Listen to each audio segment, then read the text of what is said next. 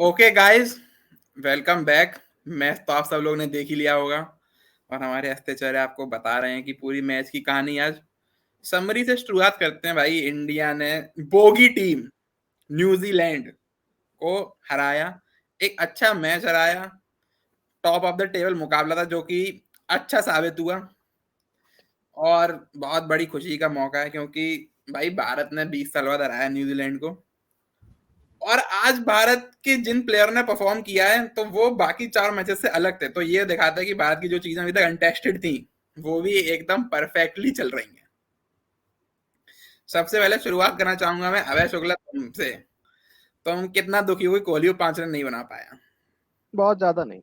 मतलब अगर बन जाते तो अच्छा लगता, लेकिन कोई इतना ज्यादा दुख की बात तो कुछ थी नहीं। 95 की बहुत अच्छी इनिंग थी, इंडिया जीत गया था। शतक नहीं बना तो मुझे नहीं लगता कि किसी को भी बहुत दुख हुआ होगा इस चीज का। बिल्कुल। मैं खैर इस फेवर में नहीं हूँ कि मतलब कोहली के शतक के लिए डॉट खेलना मैं ज्यादा अच्छा नहीं समझता। आज जैसे हमने देखा, उस दिन तो चलो 40 ओवर रुकमेन इंडिया जीत गई थी तो 10 ओवर पड़े थे। आज मैं चाहता था कि डिफेंस की जगह मतलब लाइक कोहली को 100 पूरी करने के लिए जो जो हो रहा था वो ना होता। मतलब आई थिंक आज सिचुएशन नहीं थी कोहली की 100 करवाई जाए पूरी। तो मैं देखो, उससे मतलब थोड़ा वो था नहीं, कि देखो, मैं मेरा इस पर डिफरेंट ओपिनियन है। देखो, ऐसा मेरे ख्याल से जडेजा ने सिर्फ वो एक बॉल डिफेंड की, उसके अलावा तो ऐसा कुछ भी नहीं। बस कोहली ने एक सिंगल ही डिनाई किया और वो भी तब हुआ जब इंडिया को 3 ओवर में 4 रन चाहिए था। आई थिंक उससे पहले कोई भी अटेम्प्ट ऐसा नहीं किया गया था। जब 3 ओवर में 4 रन चाहिए तो यू कैन डू। हाँ, और इस पे देखो ये मैं भी है कि कोहली ने अटैकिंग शॉट्स खेले हैं। कोहली ने ऐसा हाँ, नहीं है कि सिंगल कोहली ने डबल ऐसा बार बार नहीं भाई कोहली ने सिंगल ले लेके, कोहली ने छक्का कोहली मार ने के ही मारने की कोशिश की और वो आउट भी हाँ, हो गया। कोहली ने देखो अटैकिंग मैं शॉट ही खेले हैं। बोल्ट मैं के ओवर में छक्का भी मारा, चौका भी मारा, तो मतलब मेरे ख्याल से इंडिया 2 बॉल पहले और जीत जाती, इससे ज्यादा फर्क नहीं पड़ता। हाँ, कोई फर्क नहीं मैं पड़ता। अगेन मैं मतलब इसको बस कोई मतलब कोई बहुत बड़ी बात नहीं है। मैं ये चाहता हूँ कि कोहली 100 बनाए, बट उसकी 100 ना करवाई ना जाए। भाई बना लो, अच्छा है, नहीं लेकिन बनाए अच्छी। देखो, जब इंडिया जीत रही थी, इतनी अच्छी इनिंग है तो 100 के बाद एक वो लग जाता है कि ग्रेटेस्ट इनिंग हो जाती है, चार तो चांद कहीं ना लग कहीं जाते हैं जीत में। कोहली ने जो इनिंग खेली डिजर्व करता है। एक आध डॉट बॉल निकल जाए तो इंडिया का इतना अच्छा रन हाँ, रेट है, टॉप ऑफ द टेबल है। मतलब मेरे ख्याल से कहीं से भी अनजस्टिफाइड नहीं है ये चीज। खैर खैर अब मैं यहाँ से होस्टिंग लेता हूँ। आर्यन हाँ, तो फालतू है। हाँ भाई, तू ले ले। आज का मैच जो हमने देखा वो धर्मशाला के बहुत सुंदर ग्राउंड पे था, तो वो पिक्चर तो क्यू काफी ग्राउंड। काफी अच्छी सेटिंग थी आज के मैच के लिए। उस पे तो मतलब क्या ही बात करनी। लेकिन इंडिया डिसीजन टू बोल फर्स्ट अगेन काफी अच्छा डिसीजन था। मतलब एक गुड टॉस टू विन था हम्म। क्योंकि सबको पता था कि ड्यू आनी है। एंड इंडिया की नई बॉल से 19 पे 2 भी कर दिए थे और बहुत टाइट बॉलिंग थी। बहुत लेकिन ज्यादा। फिर हमने देखा डैरिल मिचेल और रचिन रविंद्र की बहुत ज्यादा अच्छी पार्टनरशिप, मतलब बहुत ज्यादा अच्छी थी। As as an Indian cricket team का सपोर्टर मुझे भी वो पार्टनरशिप बहुत ज्यादा अच्छी लगी। खासकर मतलब मैं ऐसा नहीं कहूंगा कि मिचेल बढ़िया खेला या रविंद्र बढ़िया खेला। आई थिंक बहुत अच्छा खेला दोनों ने ही। एक ने सेंचुरी बनाई, एक 75 पे आउट हुआ। तो और प्लस इसमें 3 कैचेस भी ड्रॉप हुए, वो भी एक हाथ था। तो उन सब का लेखा जोखा शुक्ला तुम अपने शब्दों में क्यों नहीं बयां करते? देखो, पहली बात तो इंडिया का जो ओपनिंग स्पेल था, मेरे ख्याल से सारे मैचों में अभी तक का ही सबसे अच्छा ओपनिंग स्पेल था। दोनों ही तरफ से बहुत टाइट बॉलिंग हो रही थी। 2 विकेट लिए, 19 रन थे सिर्फ 6 ओवर में। नोइंग कि सिर्फ 5 बॉलर हैं, ऐसी स्टार्ट होना एक पूरी टीम को, कैप्टन को बहुत कॉन्फिडेंस देती है। उसके बाद शमी का कमबैक, पहली बॉल बोल्ड। बहुत जल्दी रविंद्र का कैच छूटा, बहुत इजी कैच था, जडेजा के स्टैंडर्ड से तो बहुत ही इजी था। उसके बाद राहुल से एक कैच छूटा। अपार्ट फ्रॉम ये फिर कैच बुमराह से छूटना, छूटा। हाँ फिर एक बुमराह से तो काफी बाद में छूटा जब पार्टनरशिप अच्छी खासी लग गई थी उनकी। तो इन 2 कैचेस के अलावा जो सबसे अच्छी बात थी न्यूजीलैंड की पार्टनरशिप में, वो थी the way they talk on Kuldeep. जो पहले ओवर से उन्होंने कुलदीप को टेक ऑन किया। मिचेल ने आगे बढ़ के छक्के लगाए, रविंद्र ने छक्के लगाए। जो उन्होंने पॉजिटिव बैटिंग किया कुलदीप के लिए, वो मेरे ख्याल से उस पार्टनरशिप की मेरे लिए सबसे बड़ी हाईलाइट है। आर्यन? पहले इंडिया की बॉलिंग्स पे तो मैं बात करना चाहूंगा कि जैसे ही शुक्ला ने बताया, ओपनिंग स्पेल वाज ट्रेमेंडस। और मैं तो भाई पहले मैच से वेट कर रहा था कि कब शामी यार अपना भौकाल दिखाए, और उसने एकदम दिखा दिया भाई। देखो शामी 5 विकेट ही लेता जब भी लेता है, पिछले मैच में उसने 5 विकेट लिए थे, इस बार 5 विकेट लिए। पार्टनरशिप में बात करना चाहूंगा, बिल्कुल भाई पार्टनरशिप रविंद्र और मिचेल की, I think the partnership was exceptional because the way they plan their innings. कहीं भी उन्होंने पार्टनरशिप बहुत अच्छी की, और उसमें खास बात थी कहीं भी इंडियन बॉलर्स ने कोई खराब बॉलिंग नहीं की किसी भी पॉइंट पे। लूज बॉल अगर तुम ढूंढोगे तो बहुत कम मिलेंगी। जो अटैक भी किया मिचेल ने बुमराह पे, आगे बढ़ के चांसेस लेके लेंथ को हिला के लिया। And I think the way they tackled Kuldeep and the way they tackle Jadeja पे भले ही रन नहीं निकले, पर हमेशा हमने सारे मैच में देखा कि जडेजा को विकेट लेता जडेजा बीच में, उससे हर टीम पे बहुत प्रेशर आता है। उन्होंने जडेजा को विकेट एक भी नहीं दिया, और साथ में जडेजा पे उन्होंने 45-50 रन के आसपास निकाले। ठीक है, कह सकते हैं कि पिच में उतना स्पिनर्स के लिए असिस्ट भी नहीं था, फिर बट फिर भी भाई इंडिया के स्पिनर बहुत बहुत खतरनाक है, और उनको जिस तरीके से टैकल किया दोनों बैट्समैन ने, आई थिंक वो बहुत एक्सेप्शनल था। और न्यूजीलैंड की बैटिंग जो कि इनएक्सपीरियंस बैटिंग भी है, तो किसी एक प्लेयर का एंड तक रहना भी जरूरी था। एंड मेरे ख्याल से मिचेल एंड तक रहा, इसीलिए न्यूजीलैंड 270 पार पहुंच पाई। अगर मिचेल पहले आउट हो जाता तो न्यूजीलैंड मेरे ख्याल से 250 भी क्रॉस नहीं कर पाती। तो तुमने ये बात करी, हमने एंड में देखा कि एंड में इंडियन बॉलर्स स्पेसिफिकली शमी और बुमराह ने यॉर्कर्स पे यॉर्कर्स डाली और बहुत प्रॉपर कमबैक किया। नहीं तो 320 की हम और शुक्ला बात कर रहे थे, जो कि बनने भी चाहिए थे, क्योंकि न्यूजीलैंड उस पोजीशन में थी 42nd ओवर तक, 42nd या 43rd ओवर तक न्यूजीलैंड उस पोजीशन में थी। तो उसके बाद काफी अच्छा कमबैक इंडियन बॉलर्स का, इवन कुलदीप का 4 ओवर में 35 खाए कुलदीप ने शुरू के, और फिर उसने 10 ओवर में 72 फिनिश किया। तो काफी अच्छा कमबैक कुलदीप का भी, एंड काफी अच्छा कम मतलब लाइक टूर्नामेंट स्टार्टर शमी का भी। बुमराह ने हालांकि एक ही विकेट लिया, शायद 1 या 2 विकेट लिया मैच में, लेकिन बुमराह ने एंड में अपना क्लास दिखाया यॉर्कर्स पे यॉर्कर्स। वो तो खैर हम सबने देखा, हम सबने शमी की अच्छी बॉलिंग की चर्चा करते हैं, लेकिन उसके साथ पहले मैं चलो शमी की अच्छी बॉलिंग की चर्चा आर्यन से सुनते हैं, क्योंकि वो दल्लागिरी दे रहा है बहुत दिनों से। भाई देखो दल्लागिरी नहीं, शमी ने जो जितने 5 विकेट लिए हैं वो हर एक विकेट को उतनी डिजर्व करता है, क्योंकि शमी एक बहुत खतरनाक, बहुत बहुत स्किलफुल बॉलर है, और इनिंग्स के हर पीरियड में बॉल करना जानता है। नई बॉल से स्विंग कराना, टेल एंडर्स के डंडे पे मारना, भाई टेल एंडर्स को इस तरीके से बोल्ड करते हैं शमी, ये शमी की आदत है। एंड जिस तरीके से शमी और बुमराह ने डेथ में बॉलिंग की, you can say that was a master class of death bowling, because कोई लूज बॉल्स नहीं। ऑल दो पिच में बॉल स्ट्रिक हो रही थी, फिर भी भाई यॉर्कर्स इतनी परफेक्ट एग्जीक्यूट करना, यॉर्कर्स इतनी अच्छी तरीके से डालना, स्लोअर बॉल तेज बॉल सबका इतने अच्छे तरीके से मिश्रण करके डालना, बहुत खतरनाक बॉलिंग थी। एंड क्योंकि शमी इतने टाइम से बेंच पे बैठा हुआ था, स्ट्रेट मैच में आके इतनी अच्छी बॉलिंग करना, आई थिंक शमी की क्वालिटी दिखाता है। अनफॉर्चुनेट है कि मैन ऑफ द मैच मिलने के बाद भी वो अगले मैच में बाहर बैठ जाएगा, जो कि उसे भी पता है। बट आई थिंक इंडिया की बेंच स्ट्रेंथ ही कह सकते हैं कि शमी जैसा बॉलर, शमी जैसा मैच विनर बेंच पे बैठा हुआ है, एंड फिर भी उसे अगले मैच में इंडिया मिस नहीं करेगी। इसी पॉइंट पे मैं आता हूँ, शमी की तारीफ से शुक्ला तुम भी सेम ही करोगे, क्या ही करोगे। लेकिन दूसरे पॉइंट पे आते हैं, जो कि तुम बहुत ज्यादा इंटरेस्टेड हो गए। तो शमी ने 5 पर लिया, तो अब अगले मैच में शायद अहमदाबाद वाला मैच, लखनऊ वाला मैच इंग्लैंड से है, अब अगले संडे है, 7 दिन है। Hardik Pandya will be fit hopefully, is it अच्छा, hopefully Hardik Pandya will be fit, क्योंकि हार्दिक पांड्या का ऐसा कोई सीरियस कंसर्न नहीं था, जस्ट एक प्रिकॉशनरी मेजर के लिए उसको रेस्टेड था। एनसीए क्या हमने सुना था? एनसीए क्या है, मेडिकल टीम से कंसर्न लेना, लेकिन उसमें यह भी था कि he will join the Indian team straight in Lucknow for England match. तो अगर वो इंग्लैंड मैच में ज्वाइन करेगा तो I think we are hoping कि वो खेलेगा। अभी खेलेगा।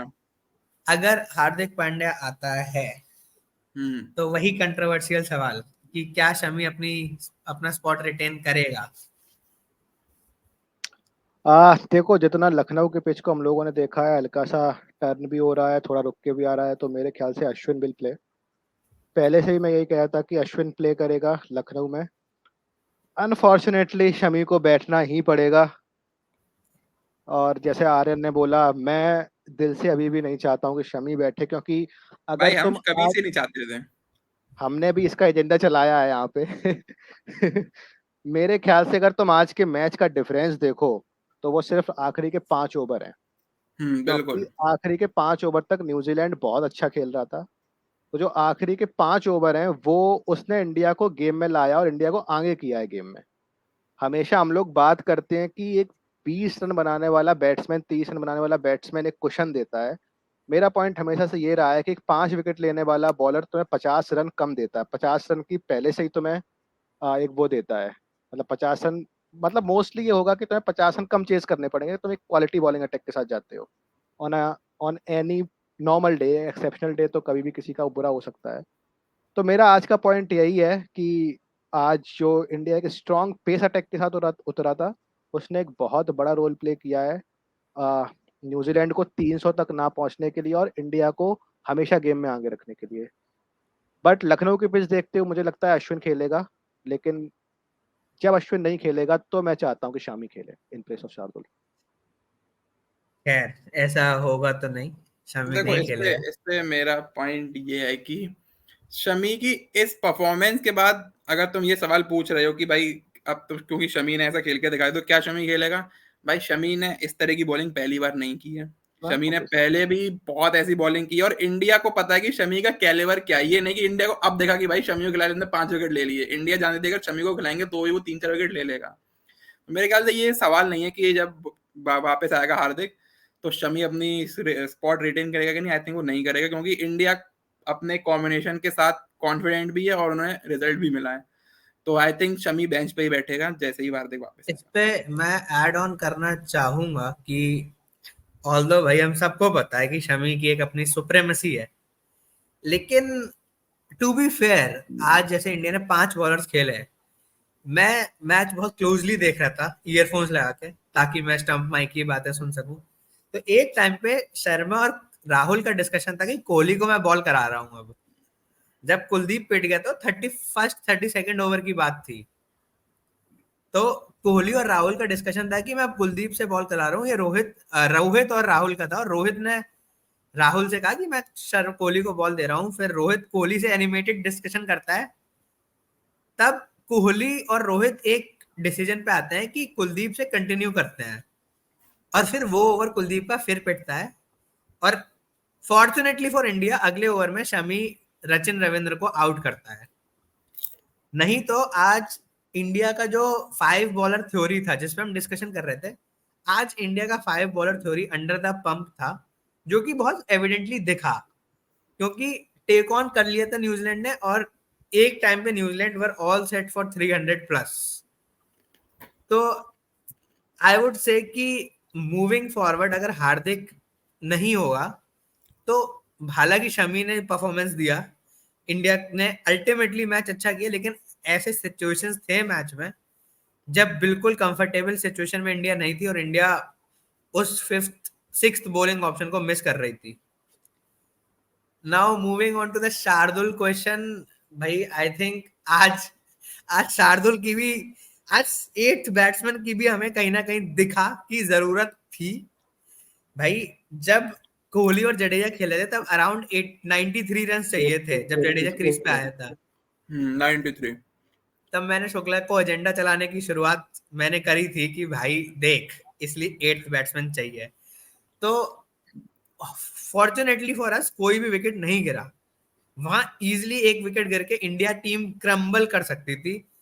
एक बैट्समैन में पूरा आ जाता। तो आई थिंक कॉम्बिनेशन बहुत सेटल्ड है, और आई थिंक इस कॉम्बिनेशन से मूव अहेड करना चाहिए।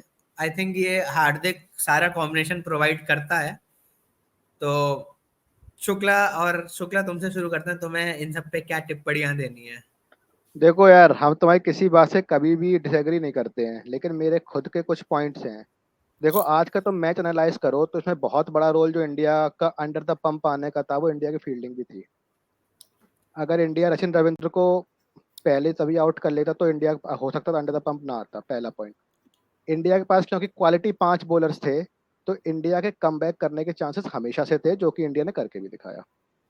ठीक है, जब तुम क्वालिटी बॉलर्स के साथ खेलते हो तो मेरे ख्याल से जब 3 तुम्हारे स्ट्राइक बॉलर, 4 स्ट्राइक बॉलर है कुलदीप इंक्लूडिंग, तो तुम्हारे पास मैच में आने का मौका हमेशा रहता है। और जब तुम इतनी अच्छी शुरुआत करते हो, तुम जब 6 ओवर में सिर्फ 19 रन देके 2 विकेट लेते हो, तो तुम सिर्फ 2 विकेट दूर होते हो मैच में बहुत आगे निकलने के। और दूसरा जो मैंने पॉइंट मेंशन किया कि आज इंडिया के अंडर द पंप आने का बहुत बड़ा रीजन था इंडिया को उसकी फील्डिंग से सपोर्ट ना मिलना। 3 कैचेस छोड़ना इतने बड़े मैच में, तुम अगर 6 बॉलर से खेलोगे तब भी तुम्हें कॉस्टली होगा ही। हाँ, जो बैटिंग वाला पॉइंट है, मुझको भी लग रहा था उस पॉइंट पे कि अगर शार्दुल होता तो ऑब्वियसली या अश्विन होता या शार्दुल होता तो ऑब्वियसली मैं और मतलब सभी थोड़ा और कॉन्फिडेंट फील करते हैं। लेकिन यार फिर बात, जैसे मैंने बोला कि 50 रन ज्यादा चेस करने एट हैं व्हाट कॉस्ट वाली बात तो है, हमेशा हाँ, रहेगी, वो दोनों एंड से रहेगी। वो दोनों एंड से ही रहेगी। हाँ बस लेकिन मेरा I I think I will be more comfortable with 8 batsman वाला, क्योंकि देखो मैं मानता हूँ शमी की क्वालिटी है, शमी ने आज 5 देख लेके दी है, कोई बिल्कुल एग्री, उसमें कोई डिसएग्रीमेंट नहीं है। लेकिन हम, मेरे को लगता है कि थोड़ा सा कॉम्प्रो इधर कर लिया जा सकता है और बैटिंग में थोड़ा बढ़ाया जा सकता है। अब इसी में लोगों का दूसरा ओपिनियन भी है जो तुम लोग का है कि इधर कॉम्प्रो ना करके उधर कॉम्प्रो करो। इंडियन टीम क्लियरली हमें पता है कहाँ कॉम्प्रो कर रही है। हाँ, तो और आज थोड़े और भी मिसहैपनिंग्स हुई, सूर्या का रन आउट हो जाना, नहीं तो इंडिया वो एक टाइम पे बहुत कंफर्टेबल था चेज में, बहुत कंफर्टेबल था। देखो आई थिंक काफी बीच में हमने इंडिया की बैटिंग इनिंग्स पे ही आते हैं। आई थिंक इस पे और कोई आर्टन तुम्हें कुछ ऐड करना है? मुझे कुछ ज्यादा ऐड नहीं करना, बस हाँ मेरा ये पॉइंट है कि जो कि तुमने भी थोड़ी देर पहले बोला कि इंडिया अंडर द पंप देखी 5 बॉलर थ्योरी से, तो भाई मेरा पॉइंट है कि अगर India under the pump I 5 bowler theory से, तो इंडिया को उस प्रेशर से निकाला भी 5 बॉलर थ्योरी हाँ नहीं। बस सही नहीं है। हाँ क्योंकि अगर तुम देखो, अगर मान लो शमी नहीं होता तो वहां पे अगर बुमराह के साथ इन टैंडम कोई और बॉलर बोल डाला होता, मान लो अगर सिराज डाला होता, तो सिराज ने जो पहले ओवर किए वो नहीं करता, तो उस समय कोई और करता। तो वहां पे भाई अगर तुम ये देखो कि अगर तुम ये कह रहे हो कि उन्होंने कुलदीप पे अटैक किया, तो अगर तुम कुलदीप को उठाए कोई 6 बॉलर भी लाओगे, कोई पार्टनर में लाओगे, तो उस पर भी अटैक होगा। ऐसा नहीं कि उस पर तुम, अगर मान लो पांडे आता तो पांड्या भी डिफेंस करने को नहीं देखते, देखो मिचेल वगैरह, इट्स ऑल उस पे अबाउट विकेट फ्लेक्सिबिलिटी। फ्लेक्सिबिलिटी हम उस समय तुम्हें हम्म अपने स्ट्राइक बॉलर पे वापस जाना पड़ा, जबकि तुम्हारे, देखो the thing is, Indian team का प्लान नहीं था वापस जाना शमी के लिए। शमी का पूरा प्लान डेथ का था, शमी पे जाना पड़ा क्योंकि तुम्हें अपने प्लान से प्लान बी पे जाना पड़ा, जो कि तुम शायद ना जाना चाहो। ठीक है, आज आ गया। व्हाट इफ उस समय शमी विकेट निकाल के नहीं दे पाता तुम्हें? यार तो देखो, व्हाट इफ नहीं, भाई व्हाट देखो इफ में फिर मेरी शार्दुल पे भी 4 छक्के पड़ सकते हैं। व्हाट इफ देखो आई देखो भाई एग्री, मेरा शार्दुल पे हमेशा 4 छक्के देखो पड़ सकते हैं, मेरा लेकिन हमेशा द से ये पॉइंट इज मानना है तुम्हें, हम्म हाँ, कि अगर तुम ये कह रहे हो कि भाई तुम्हारा 5th बॉलर पिट रहा है और तुम उसकी जगह 6th बॉलर लेके आओ, रादर देना स्ट्राइक बॉलर, और तुम फिर ये एक्सपेक्ट करो कि किस केस में बेटर आउटकम आएगा, तो भाई हाँ भले ही तुम्हारा मेन बॉलर कितना भी पिट रहा हो, पर विकेट द निकालने का थिंग और इज, मैच में वापसी कराने का चांस उसी बॉलर के पास ज्यादा, रादर देन अ अगर पार्ट टाइमर। अगर स्ट्राइक बॉलर भी लाओगे तो हाँ कहीं ना कहीं जो बॉलर पिट रहा है उसके ओवर हाँ, तुम्हें निकालने हैं। तो भाई तो ये भी शर्मा ने सोच, आज किया ना, शर्मा ने आज क्या किया, तुमने एनालाइज किया, जब देखो भाई 4 शर्मा, ओवर पिट गए कुलदीप के, उसने कुलदीप को रुकाया, दूसरी बार में लाया, वहां पे भी जब कुलदीप थोड़ा अटैक हुआ तो उसने कुलदीप का एक ओवर बचा के रखा, ताकि जब एंड में, जब मिचेल रविंद्र में से कोई एक आउट हो जाएगा, तब उसे वहां पे लेके आएंगे, एंड कुलदीप ने वहां पे 2 रन दिए, विकेट भी निकाला। 2 विकेट तो भी लिए। ये, तो एक भाई देखो वजह मैं, थी ऐसा नहीं है कि 5 बॉलर थ्योरी के साथ तुम हमेशा खराब करोगे। अगर तुम्हारे पास अच्छा कप्तान हो, जो कि शर्मा ने काफी अच्छी कप्तानी की, तो तुम बहुत कंफर्टेबली 5 बॉलर थ्योरी से भी अपने, क्योंकि भाई 5 स्ट्राइक बॉलर अगर 10 विकेट निकाल सकते हैं, मेरे ख्याल से उससे बेटर कुछ भी नहीं और आई भाई एक थिंक से एक क्वालिटी बॉलर्स हैं। मतलब है। एक आई से मैं एक थिंक आर्यन क्वालिटी बॉलर भाई। मेरे आई थिंक आर्यन के देखो पॉइंट बात पे क्वालिटी, एक पॉइंट मुझे ऐड करना है कि जब तुम अंडर द पंप हो तो तुम चाहोगे तुम्हारा स्ट्राइक बॉलर बॉल करे, रादर देन कि तुम अपने 6th बॉलर से बॉल करवाओ। अगेन द सेम थिंग, अगर स्ट्राइक बॉलर अभी आएगा तो जो बॉलर अंडर द पंप है उसके ओवर कहीं ना कहीं मैनेज करने पड़ेंगे। द थिंग इज, मैं तुम्हारी बात से डिसएग्री नहीं कर रहा हूँ, लेकिन द थिंग इज तुम्हें 6th बॉलर फ्लेक्सिबिलिटी देता है, जो कि आज शर्मा के हाथ बंधे हुए थे, बहुत क्लियरली दिख रहा था फील्ड पे। उसके बाद भी I think a word on Rohit Sharma captaincy, I think beautifully captain किया, 5 बॉलिंग रिसोर्स किया और अंडर द पंप आज कैप्टन करके 273 बॉलिंग स्किल तो है ही, शमी ने स्किल दिया, कुलदीप ने ब्रेक थ्रू दिए, लेकिन जो बॉलर्स को चेंज करना with even when Kuldeep was under the pump, Jadeja ने विकेट लाके नहीं दिया है और तुम पे अब शमी के कुछ ही ओवर है, तुम्हें डेथ में भी मैनेज करना है, तो आई थिंक वो काफी अच्छा था। I think but again I think I think if Kuldeep and Jadeja are not picking the wickets, I think you will not have better option than Shami to break the partnerships at any point of time. मतलब बिल्कुल after Siraj and Bumrah. देखो मेरी बात सुनो, as a bowling option Shami को किसी को भी शमी पे कोई डाउट नहीं है। हाँ, जो हाँ, टीम जो चहल बाहर बैठा है, जो शमी बाहर बैठा है, और उनकी बैटिंग के लिए बैठे हैं, एंड वो ही हाँ, आज वो भी वही दिखा point है, बैटिंग वही नंबर point 8 पे नहीं चाहिए। नहीं देखो, शमी के बाहर बैठने का रीजन बैटिंग नहीं होगी भाई, बुमराह और सिराज भी कोई अच्छी बैटिंग नहीं कर लेते हैं। इट जस्ट दैट कि देखो जो 3 पेसर इंडिया, उसमें बुमराह तो क्लास अपार्ट है ही, तो बुमराह खेलेगा ही। अब choices between Siraj and Shami, तो अब सिराज ने क्योंकि बहुत अच्छा सिराज किया है बहुत अभी। टाइम से खेल रहा है, सिराज का जो मोमेंटम और एक रेपुटेशन सिराज ने बना लिया, वो नंबर 1-2 रैंकिंग में भी है, इसलिए सिराज खेल रहा है। वरना अगर भाई अभी भी तुम मेरे से पूछोगे तो skill wise Shami is better than Siraj, हाँ, बट क्योंकि अभी सिराज का टाइम चल रहा है इसलिए सिराज खेल रहा है, एंड मेरे ख्याल से उसमें कुछ बुराई नहीं है। बुराई भी नहीं है, वो सही डिसीजन भी है।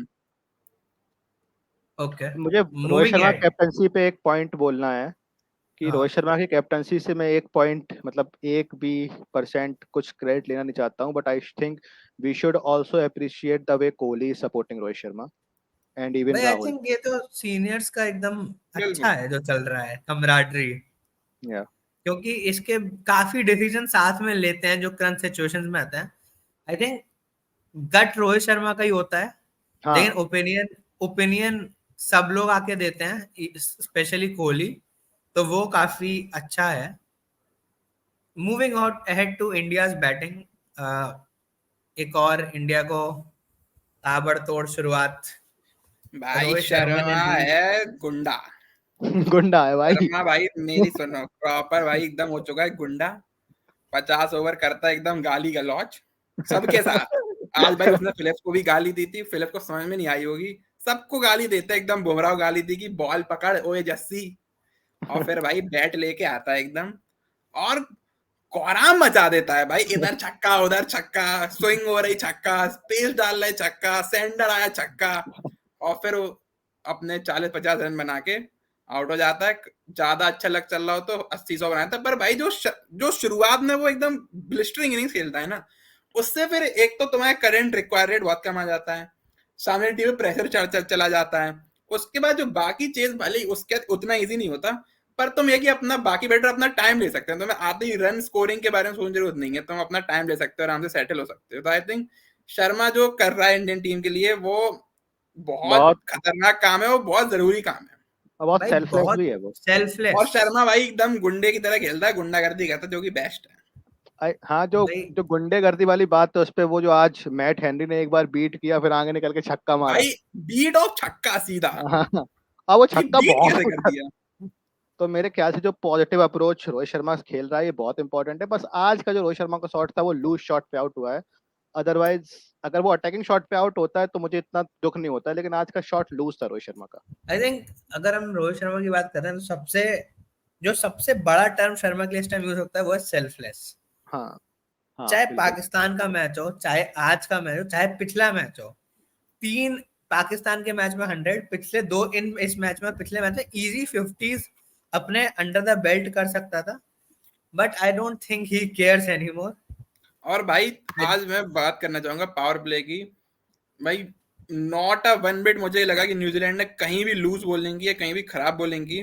भाई ये शर्मा और दुनिया में सिर्फ 1-2 कोई खिलाड़ी होंगे जिनमें इतनी क्वालिटी की इस तरह की शॉट मेकिंग कर पाए कि भाई एक बॉल तुम्हारा आउट स्विंग बीट हो रही है और तुम निकल के छक्का मार दो 90 मीटर का। खैर मैं I think New Zealand were pin point with their strategies and with their New Zealand की स्ट्रेटजी बिल्कुल खराब नहीं थी, ना बॉलिंग किसी पॉइंट पे खराब थी। आई थिंक शर्मा की batting out of the world थी, क्योंकि उस शर्मा के बाद हमने देखा जैसे ही शर्मा आउट हुआ गिल भी आउट हुआ, बट उसके बाद ऐसा नहीं कि इंडिया पे कभी प्रेशर था चेस का, पर इंडिया ये नहीं कि उतनी कंफर्टेबल हो। न्यूजीलैंड गेम में थी तब तक, वो इतने डोमिनेट नहीं हो रहे थे बोला, हालांकि बाउंड्री आ रही थी इधर से उधर से, बट कॉन्टेस्ट इवन चल रहा था, पर जब शर्मा खेल रहा था तब सिर्फ डोमिनेशन चल रहा था। खैर मूविंग अहेड, श्रेयस अय्यर ने एक लिटिल नॉक खेला। मुझे हमेशा की तरह जो लगा कि श्रेयस अय्यर ने अपना विकेट फेंक दिया दोबारा। काफी अच्छा खेल रहा था, कोई जरूरत नहीं थी वो ऐसा खेल रहा था, एग्री। लेकिन आई थिंक तुम्हारे ओपनर जब ऐसा खेल रहे हैं वो इसीलिए खेल रहे हैं ताकि तुम लंबा खेल पाओ। तो उसके बाद श्रेयस अय्यर से थोड़ा रिस्पॉन्सिबल इनिंग्स की उम्मीद हम सब करते हैं। But moving on to the chase master again, भाई मतलब क्या ही बोले भाई, इट्स बहुत सेम है कि क्या बोले कोहली के बारे में, क्या बोले routine of the king Kohli.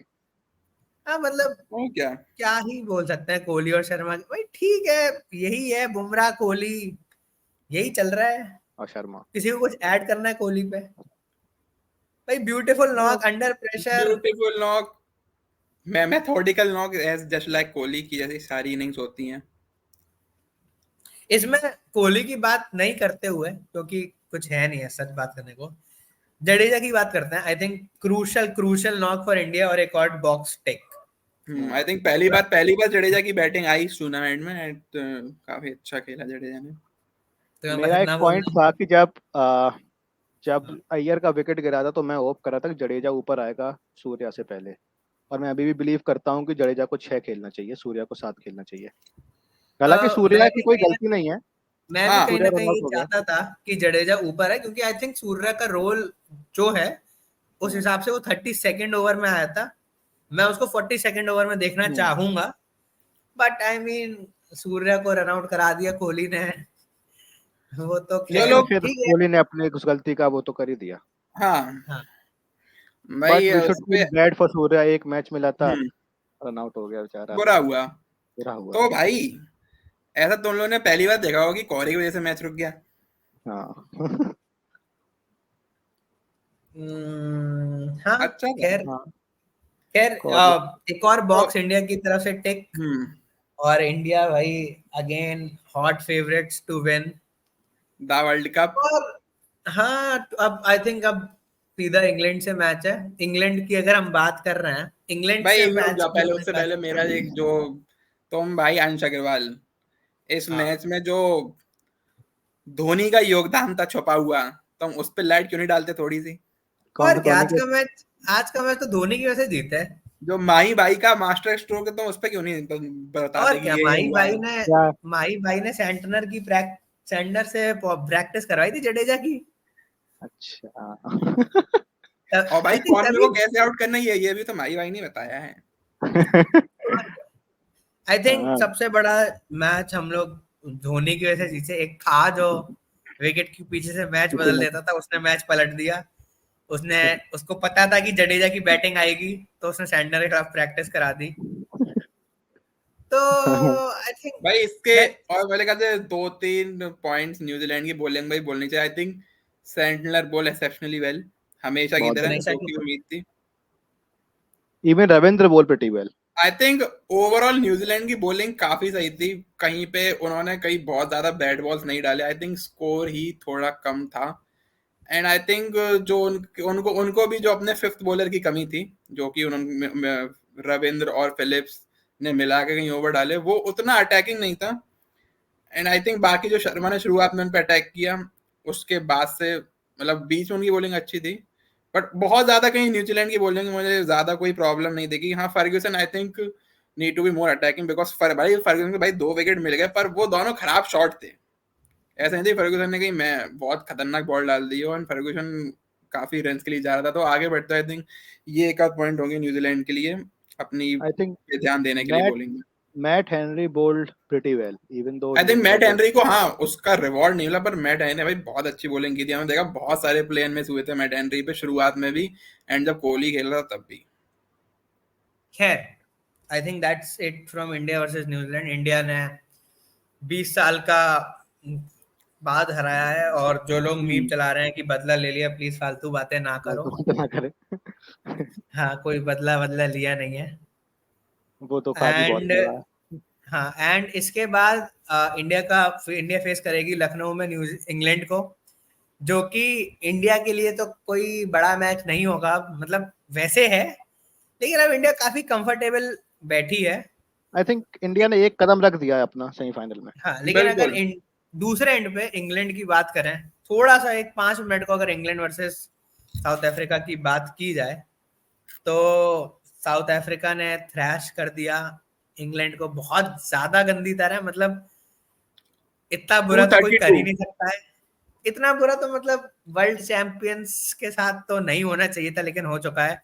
तो I don't see England going through. England की बॉलिंग हमेशा हमने जैसे प्रेडिक्ट की थी खराब थी, लेकिन बैटिंग कंपेंसेट कर रही थी। अब बैटिंग कंपेंसेट अगर नहीं कर रही है तो आई क्लियरली थिंक दिख रहा इंग्लैंड है। का टीम सिलेक्शन भी बहुत खराब था, थोड़ा बहुत डिफेंसिव मुझे लगा, क्योंकि उन्होंने बहुत सारे चेंजेस किए। और I think England are still unsure about their best playing 11 कि उन्हें पार्क पे क्या 11 रखनी है, और आई थिंक टोपली भी इंजर्ड हो चुका है, तो अब वो किसे लेके आएंगे इसका नहीं पता। उन्होंने गस एटकिंसन को खिलाया था जिसे बहुत मार पड़ी, स्टोक्स को खिलाया था जिसने कोई रन नहीं बनाए। आई थिंक इंग्लैंड का पूरा जो प्लान है इस समय वो इस टाइम शैटर्ड हो चुका है। बैटर्स में आई थिंक मेरे ख्याल से कॉन्फिडेंस नहीं है, बिकॉज 2 मैच में लगातार उनके बैट्समैन फेल हुए हैं, and overall England look lost in this World Cup still so far. Shukla तुम्हें कुछ कहना है? मेरे ख्याल से इंग्लैंड के लिए मतलब बहुत इम्पॉसिबल मतलब टास्क है to qualify in the I semifinals. Think England का सबसे मेरे को जो रीजन दिखता है वो ये दिखता है कि उनको अपने बॉलर्स पे कॉन्फिडेंस एक दो मैच का ना होना is a very big. I think captaincy से काफी कुछ आता है, क्योंकि हमने पिछले मैच में देखा उनने उनका जो 4 साल 5 साल का फॉर्मूला था कि हम ऑलराउंडर्स भरेंगे और खिलाएंगे बहुत सारे, 7 लोग बॉलिंग करेंगे 10 लोग बैटिंग करेंगे, ये उनका फॉर्मूला था। In the last match they switched it to proper 7 bowler. Batsman. हाँ, प्रॉपर बॉलर्स प्रॉपर बैट्समैन, अलग बाइफरकेशन कर दिया था। तो आई थिंक अगर वो अपने प्लान से जिससे वो सब कुछ जीत गए उससे हटते हैं तो ये क्लियरली लैक ऑफ कॉन्फिडेंस दिखाता है इन देयर स्ट्रेटजीज। और अगर हाँ। ये नो। सीप इन कर गया है उनके ड्रेसिंग रूम में तो फिर आई don't C they going anywhere up from here. I think Harsha Bhogle ने भी ट्वीट किया था कि it's gonna be long 20 days for England. बिल्कुल। तो I think I it's think gonna be long. वो तो बात है कि भाई बहुत सारे ऑलराउंडर खिला लेंगे, पर अगर तुम पिछले वर्ल्ड कप में देखो तो जो इस वर्ल्ड कप में मेन दिक्कत है इंग्लैंड की बॉलिंग में कि पिछले वर्ल्ड कप में भाई उनके पास नई बॉल से स्ट्राइक बॉलर्स थे, Chris Woakes and Jofra Archer, Jofra जो नई आर्चर। बॉल से उन्हें विकेट निकाल के देते थे, एंड फिर आर्चर बाद में भी आके विकेट निकाल के देता था, और क्रिस वोक्स नई बॉल से अच्छी बॉलिंग करता था, और प्लस उनका लियम प्लंकेट भी था जो कि बहुत एक्सपीरियंस बॉलर है इंग्लैंड कंडीशन में। इस बार अगर तुम देखो तो कंडीशंस भी उनके साथ नहीं है, वो स्ट्राइक बॉलर्स भी नहीं है, एंड जो तीसरी चीज है कि भाई कप्तानी का भी बहुत बड़ा फर्क है, देखो मैं क्योंकि इसमें ये बटलर उतना कहूंगा कि प्रोएक्टिव कप्तान नहीं है जितना मॉर्गन था। वोक्स अभी हाल ही में खेला था, काफी अच्छा खेला था। हम्म। और प्लंकेट की जगह उन्हें बहुत एबल रिप्लेसमेंट है मार्क वुड मिला है। नहीं, और मार्कवुड तो आज पिछली बार भी था। आई थिंक मार्क वुड और प्लंकेट में हमेशा एक चॉइस रहती थी जिसमें प्लंकेट खेलते थे, दोनों कभी साथ में नहीं खेलते थे। हाँ, मतलब वो मिल लेकिन जाता नहीं स्क्वाड में मैं बराबर। इसमें ये कहूंगा कि आई थिंक कैप्टनसी का तो इशू है ही, लेकिन क्या हम लोग ये कह सकते हैं कि इंग्लैंड की पूरी टीम की जो रीबिल्डिंग हुई थी वो कंडीशन बेस्ड थी? ये कहना कितना फेयर है? नहीं, अगर आई तुम थिंक नो, हाँ बिकॉज बोलो ये बोलो। नहीं कहूंगा, क्योंकि भाई उन्होंने ये ऐसा नहीं कि सिर्फ वनडे, भले ही वर्ल्ड कप इंग्लैंड हुआ पर उससे पहले भी जहां जहां उन्होंने वनडे खेले थे वहां भी जीते थे, और उसके बाद जो T20 वर्ल्ड कप हुआ वो भी भाई दुबई में था, तो वो भी उन्होंने जीता था। तो ऐसा नहीं कहूंगा मैं कंडीशन दुबई बेस्ड में है। कहा था, ऑस्ट्रेलिया में था। जो इंग्लैंड दुबई ने वाला जीता था आज, ऑस्ट्रेलिया वाला, सॉरी ऑस्ट्रेलिया में था। तो मतलब मैं ऐसा नहीं कहूंगी कंडीशन बेस्ड था बहुत ज्यादा, क्योंकि भाई वनडे में अगर तुम देखो तो हर जगह कंडीशंस का उतना फर्क नहीं है जितना तुम टेस्ट मैच में देखते हो। इट्स जस्ट दैट कि भाई उनके सारे डिपार्टमेंट एक साथ क्लिक नहीं कर रहे हैं। शुक्ला? सेम ही सा ओपिनियन है, क्योंकि 2016 में जब T20 वर्ल्ड कप हुआ था इंडिया में, तभी वो फाइनल खेले थे। हम्म। दुबई में वो सेमीफाइनल खेले हैं T20 वर्ल्ड कप का, ऑस्ट्रेलिया में फाइनल जीते हैं, और 2019 में वर्ल्ड कप का फाइनल जीते हैं। और अभी मतलब इस वर्ल्ड कप उनका अच्छा परफॉर्मेंस नहीं है, तो मेरे ख्याल से एक टूर्नामेंट खराब जा सकता है किसी भी टीम का, और स्टोक्स का संन्यास लेना, फिर वापस बुलाना, मॉर्गन का जो उनका कैप्टन था उसका चला जाना, फिर बटलर का उतना प्रोएक्टिव कैप्टनसी ना करना, और ये सब चीजें हैं। I guess I don't think कि they were just only their तो स्ट्रेटजी क्या was just for the conditions. क्या तुम वर्ल्ड चैंपियंस को वापसी करते हुए देखते हो? नहीं, आई थिंक 6 मैचेस हैं उनके पास, मतलब 6 हैं, 5 हैं, 5 में से उनको 4 तो जीतने ही हैं कहीं कंटेंशन रेस में होने के लिए। तो क्या तुम जिसमें उन्हें एक वापसी इंडिया करते से हुए भी है, देखते हो? जिसमें एक हाँ, इंडिया से आई है, और थिंक एक जिसमें एक इंडिया से है और एक ऑस्ट्रेलिया से भी है, और आई और थिंक वापसी इंग्लैंड अपने करने के लिए बोलो तुम दोनों शुक्ला। बड़े मैच हार चुका है अभी तक, और एक छोटा मैच भी हार चुका है। तो मुझे नहीं लगता कि इजी होने वाला है। पाकिस्तान से भी उनका मैच मुझे नहीं लगता कि इजी होगा। आर्यन, देखो बिल्कुल सही बात, मैं शुक्ला से बिल्कुल एग्री हूँ कि भाई वर्ल्ड कप में उनकी वापसी बहुत मुश्किल है।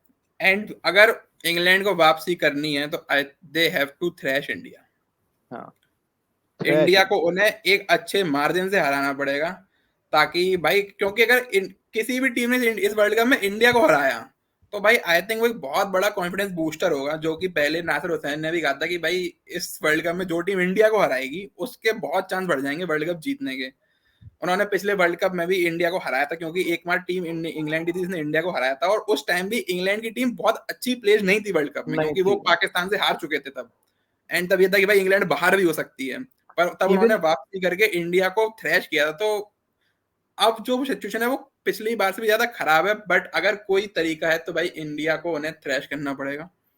एंड अगर उन्होंने किया तो वापसी हो सकती है, बट मुझे उसके चांस बहुत कम दिखते even in T20 world cup अभी जो जीते थे उसमें वो हैं। लोग आयरलैंड से हार गए थे, उसमें भी उनका हाँ, बहुत कंफर्टेबल पोजीशन नहीं थी। तो दे कैन, लेकिन अभी मेरे ख्याल से बहुत मुश्किल है, मतलब बहुत मुश्किल हाँ है, इंडिया को बिल्कुल। थ्रैश करना बहुत मुश्किल है भाई, ये नहीं, बिकॉज छोटी मोटी जस्ट बात बिकॉज नहीं ये नहीं कि वो 4 में से 3 हार गए हैं, the way they lost. The way they lost. कि भाई तुम 232 रन से हार जाओ और फिर अफगानिस्तान से हार जाओ, और जो मतलब जो 3 हार हुई हैं इंग्लैंड की वो बिल्कुल वन साइडेड हार थी, बिल्कुल। Okay, at the other end of the spectrum south Africa flying high. बिल्कुल। उनकी बॉलिंग बहुत, उनकी बॉलिंग से उनकी बैटिंग बहुत सॉर्टेड है। I think they prefer to bat first, hmm because I still think अगर वो बैट सेकंड करेंगे they can choke very easily, they can बिल्कुल। Succumb under pressure.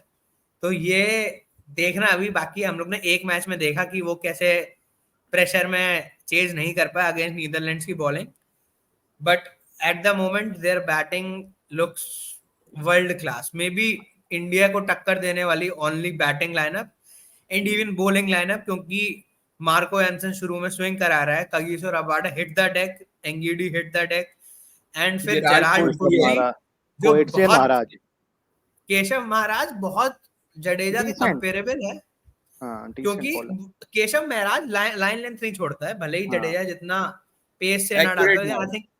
I think Keshav Maharaj को मैं काफी हाईली रेट करता हूँ, क्योंकि काफी under rated, under the radar चला जाता है। Gerald Coetzee is very good and they still have Tabraiz Shamsi to unleash, जो कि इतना अच्छा नहीं है लेकिन still a left arm Chinaman। तो और रीजा हेंड्रिक्स आया बबूमा की जगह, तो उसने तो बहुत ही अच्छा खेला। तो पर वो चला जाएगा। और वो चला जाएगा क्योंकि वहाँ का बुखार ठीक हो लेकिन जाएगा। आई थिंक और South Africa are looking potential candidates for this World Cup. बिल्कुल, no doubt. No doubt, no doubt. The biggest positive for them is the way Marco Jansen is batting at the 7th number. Marco खा गया एंसन था ने भाई England को। हाँ, क्योंकि ये उनको अलाउ कर रहा है कि वो प्रॉपर 5 बैट्समैन से जाएं और पूरे 5 बढ़िया बॉलर से जाएं, और मार्को हाँ, एंसन एक बहुत बढ़िया उनके लिए एसेट साबित हो रहा है इस वर्ल्ड कप में। हाँ, शार्दुल जैसा।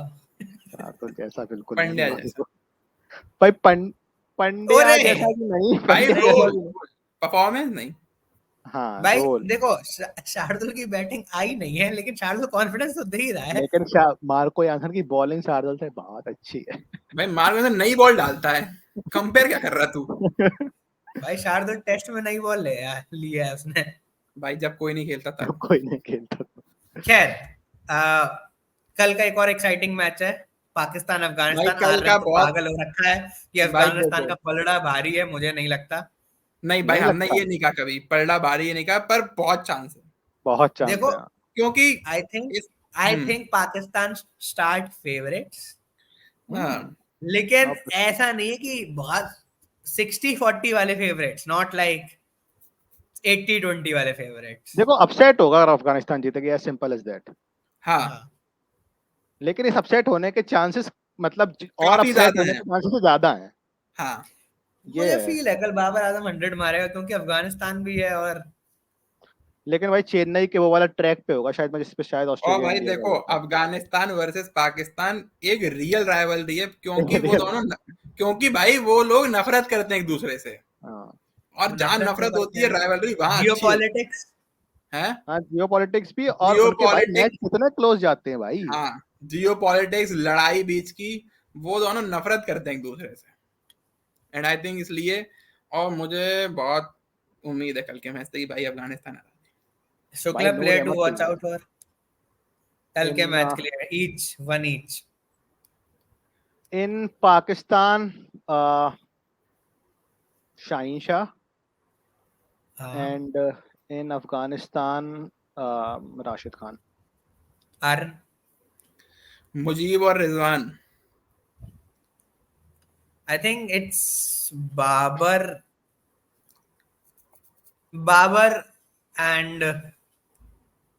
and Rashid Khan. Anyways, that's it from this podcast of the Silly Point. I hope हमारा डिस्कशन आपको अच्छा लगे. एंड निखिल आज नहीं है क्योंकि वो अपनी स्ट्रैटेजी दूसरे में मैच बिजी है, की क्योंकि स्ट्रेटजी बना हमें रहे हैं. वरना आपको आज कोई अतरंगी व्यू पॉइंट जरूर मिलता, जैसे कि हर बार मिलता है. So that's it from this podcast of the Silly Point. We'll see you before the Ahmedabad. Bye bye England guys, match. good night.